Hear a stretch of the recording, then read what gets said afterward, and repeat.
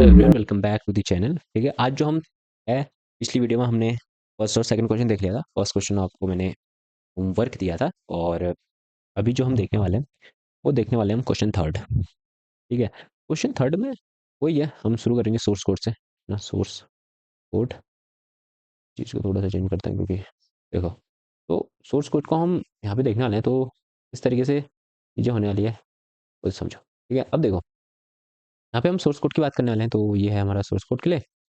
तो सेम मैंने कहा ना, सेक्शन तीन ही रहने वाले हैं, चीज़ों को चेंज करना पड़ेगा। यहाँ पे इसने क्या बोला, design a Lex code identify valid identifier in C. कोई भी चीज़ आती है, यानी कि अगर हम किसी भी वेरिएबल का नाम डालते हैं, तो वो एक है वैलिड आइडेंटिफायर है।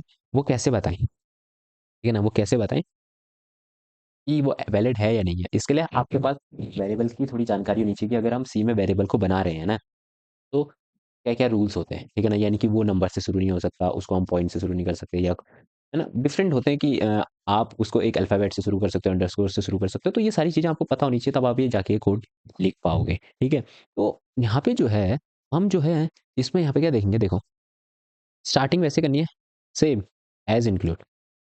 अब देखो, आपने हैज़ इंक्लूड लिख दिया, stdio.h भी लिख दिया, राइट, ये लिख दिया। क्या आपको यहाँ पे कुछ काउंट करना है? नहीं करना है। अगर नहीं करना है तो ये सेक्शन इतना ही रहेगा। आपको कुछ डिक्लेयर नहीं करना है किसी पूरे प्रोग्राम में, तो ये सेक्शन इतना ही रहने वाला है, ठीक है ना। अभी हमें कुछ डिक्लेयर ही नहीं करना, हमें ना काउंट करना है, ना कुछ करना है, ना किसी चीज़ को स्टोर करने के लिए वेरिएबल चाहिए। तो यहाँ पे ये क्या रहेगा, ऐसा ही रहेगा, ठीक है। अब ये सेक्शन क्या होगा, डिवाइड होगा, और सेकंड सेक्शन में आएंगे। सेकंड सेक्शन में देखो, सेकंड सेक्शन में ना इसके लिए थोड़ा आपको ऑटोमेटा आनी चाहिए, ठीक है ना। अगर आपको ऑटोमेटा नहीं आती, तो अभी मैं ऑटोमेटा नहीं पढ़ा सकता आपको, राइट, वो फिर लेंदी चला जाएगा चीज़ें। तो आप ऑटोमेटा पढ़ें, उसके बाद इस चीज़ को समझने आए, तो आपको समझ आएगा कि आइडेंटिफायर को मैंने किस तरीके से लिखा है, ठीक है ना। अब देखो, मैंने बोला था ना रूल सेक्शन, रूल सेक्शन में हम क्या लिखेंगे, ए से शुरू हो सकता है, ए टू जेड जा सकता है, स्मॉल ए, ठीक है ना। इसके साथ साथ ए से बड़े, ए से कैपिटल जेड तक जा सकता है, राइट। स्पेस से शुरू हो सकता है। उसके बाद, इसके बाद ये तो होना ही चाहिए, यानी इनमें से एक तो आना ही चाहिए। अगर इससे शुरू हो रहा है, उसके बाद आगे कुछ भी हो, ए से जेड तक हो, या फिर सॉरी क्या लगा रहा हूँ, ए से जेड तक हो, या फिर हमारे 0 से 9 तक हो। देखो यहाँ पे 9 नहीं लिखा मैंने, 9 क्यों नहीं लिखा, क्योंकि डिजिट से ऑब्वियसली स्टार्ट नहीं होता है, राइट, क्योंकि हमने पढ़ा है इसी में। उसके बाद ये कितनी बार भी आए, कोई फर्क नहीं पड़ता, हमें आगे बोलेंगे वैलिड, ठीक है ना। इसको यहाँ पे प्रिंट एफ करके लिखना, ठीक है ना। ऐसे लिखना, प्रिंट एफ वैलिड, ठीक है। मैं वैलिड लिख दे रहा हूँ अभी, ठीक है ना। आगे कोड में देख लेंगे हम कि कैसे लिखना है, अच्छा और अच्छे ढंग से। अब देखो, मैंने क्या बोला था, ये आए तो हम वैलिड लिख देंगे। अब कुछ भी आए, इसके अलावा कुछ भी आए, क्योंकि रूल सेक्शन क्या बोलता है, हमारा सिर्फ तीन ही चीज से स्टार्ट हो सकता है, या तो इससे, या तो इससे, या तो इससे। अगर वो नंबर आ रहा है स्टार्टिंग में, है ना, कुछ भी आए, ये क्या है, रेस्ट ऑफ ऑल थिंग्स, कितनी बार भी आए। ये स्टार क्या होता है, कितनी बार भी रिपीट हो सकता है, ठीक है ना, कितनी बार भी आए कंटिन्यूअसली। तो हम क्या करेंगे, प्रिंट करेंगे, प्रिंट एफ क्या करेंगे, इनवैलिड, इनवैलिड, ठीक है। और ये हो जाएगा यहाँ पे। उसके बाद हम क्या करेंगे, थर्ड सेक्शन शुरू होगा, जो कि हमारा क्या होता है, इंट में इंट वाई बाय रैप लिख लेते हैं, ठीक है ना। क्योंकि इंट में ना हम आगे लिख लेंगे, तो ये छोटा सा यहाँ पे स्पेस बचे, तो यही लिख देते हैं, रिटर्न वन। अगर स्ट्रिंग खत्म हो गई तो रिटर्न वन कर दो। नहीं तो आपको क्या करना है, ये हम मेन में दिखाते हैं। तो देखो यहाँ पे इंट मेन, क्योंकि ये थर्ड सेक्शन शुरू हो गया है, ठीक है ना। तीन ही सेक्शन होते हैं, मैंने आपको बताया। यहाँ पे आप क्या बोलोगे, वाई वाई लेक्स, ठीक है ना। ये इनपुट लेगा, हालांकि आप यहाँ पे प्रिंट एफ करके लिख सकते हो स्टेटमेंट की, इनपुट करो स्ट्रिंग को, या फिर इनपुट करो वेरिएबल नेम को, है ना, जो लिखना है अकॉर्डिंग टू दी क्वेश्चन, आप यहाँ पे क्या करोगे, लिखोगे, ठीक है ना। उसके बाद हम क्या बोलेंगे, रिटर्न जीरो, रिटर्न जीरो। और ये सारी चीजें हो गई आपकी। अगर आप देखोगे ना, तो पूरा प्रोग्राम बस इतना सा ही है, बहुत बहुत ही छोटा है।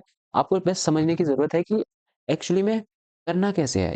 ये हमारा ऑटोमेटा का पार्ट है, तो इस चीज को मैं समझा देता हूँ वैसे तो।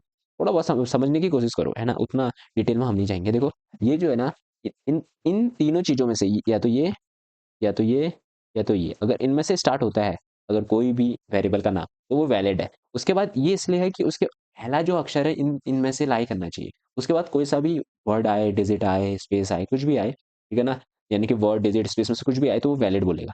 और ये चीज क्या दिखा रही है, ये चीज ये दिखा रही है कि इनके अलावा इस अगर इससे स्टार्ट नहीं हुआ, तो किसी और से स्टार्ट हुआ होगा, वो इसमें आएगा।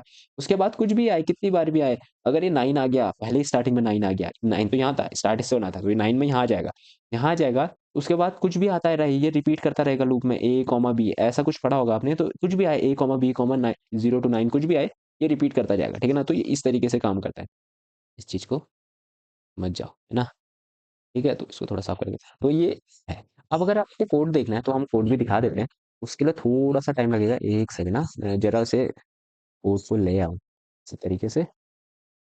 तो यहाँ पे हम देखते हैं, तो हमारा जो कोड है वो आ गया है, ठीक है? ये है कोड देखो, ठीक है ना? इसको हम थोड़ा-सा थोड़ा करते हैं ताकि आपको समझ आ सके। ये क्या है? कोड है हमारा। अब देखो इस कोड में बोल क्या रहा है वो, इस चीज़ को समझते हैं और इसको हाइलाइट भी करेंगे। देखो, सबसे पहले मैंने क्या बोला कि हम इसी चीज़ से स्टार्ट करेंगे और ये जो है ये हमारा फर्स्ट सेक्शन होगा, राइट? ये क्या होगा? फर्स्ट सेक्शन हो जाएगा हमारा। और ये हमारा फर्स्ट सेक्शन है तो ईज़ी पीज़ी यहाँ पे हमारे लिए पढ़ने वाला है।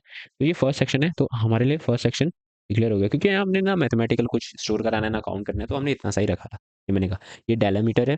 डेलीमीटर्स इनको क्या बोल सकते हैं, ये क्या कर रहे हैं? सेपरेट कर रहे हैं। मॉड्यूल बोल दो यार, ठीक है ना? तो ये सेपरेट कर रहे हैं। तो यहाँ पे जो है अब जो है रूल सेक्शन आया है। रूल सेक्शन में मैंने बोला था कि रूल सेक्शन में हम यहाँ पे देखेंगे कि रूल क्या होते हैं। देखो ये मैंने सेम एज़ इट इज़ लिखा है कि ए से ज़ेड जाएगा तो स्टार प्रिंट क्या करना है? Valid identifier. और यहाँ पे आपने ये एक अलग चीज़ देखी होगी। देखो आप इस चीज़ को नहीं भी लिखोगे तो कोई दिक्कत नहीं है, बट मैं बता देता हूँ वाई वाई टैक्स क्या करता है? जो हमारा टैक्स होगा ना जिसको कंपेयर कर रहा होगा, यानी कि मान लो हमने कुछ डाला, यानी कि अगर हमने डाला कि वेरिएबल नेम क्या है? एबीसी है। तो ये वाई वाई टैक्स क्या है? इस चीज़ को वाई वाई टैक्स को इसमें प्रिंट कराने के लिए यूज़ हो रहा है, क्योंकि हमने वाई वाई लेक्स लिया है, ठीक है ना? यानी वाई वाई टेक्स्ट जो भी हमारा टेक्स्ट है उसको प्रिंट करने के लिए हमने वाई वाई टेक्स्ट को यूज़ किया है। और यहाँ पे अगर आप देखोगे तो ये रिमेनिंग जितने भी बचे हुए हैं सबको क्या कर दो? Invalid identifier containing special characters और वाई वाई टेक्स्ट, ये सेम वही यूज़ किया गया है, तो इसको हटा दो, ठीक है ना? ये हमने उसके बाद फिर से सेपरेट करा है सेक्शन को, ठीक है ना? उसके बाद हमने क्या करा है? वही वाई वाई टाइप को लगाया है, ये स्ट्रिंग एंड हो गई है। उसके बाद हमने मेन स्टार्ट किया, मेन में हमने बोला enter the variable name separated space और न्यू लाइन, ठीक है ना? न्यू लाइन से सेपरेट कर सकते हो। उसके बाद क्या करा? वाई वाई लेक्स को कॉल करा, वो इनपुट देगा और ये जैसे ही इनपुट मिल जाएगा ये रूल सेक्शन को डाटा भेज देगा और चीज़ें कंपेयर होंगी और हमारे आंसर्स आएँगे। तो ये था आज का क्वेश्चन। मिलते हैं आपसे नेक्स्ट वीडियो में। तब तक के लिए टेक केयर, बाय बाय।